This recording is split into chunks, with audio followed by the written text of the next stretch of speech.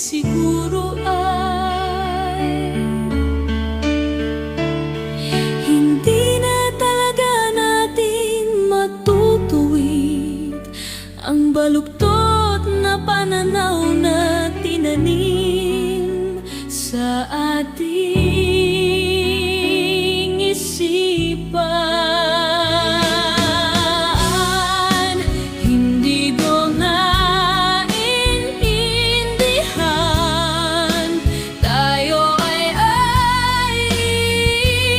isa, pero bakit nag-aaway ng dahil lang sa kulay?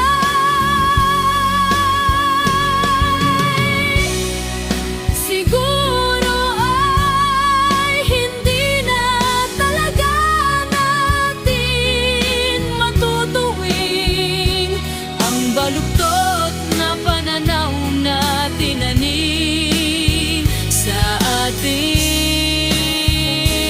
isipan.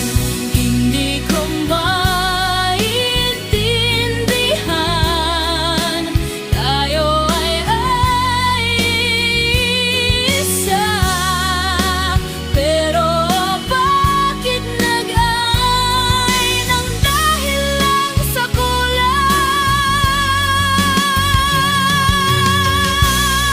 Siguro ay hindi na talaga natin matutuwid ang baluktot na pananaw na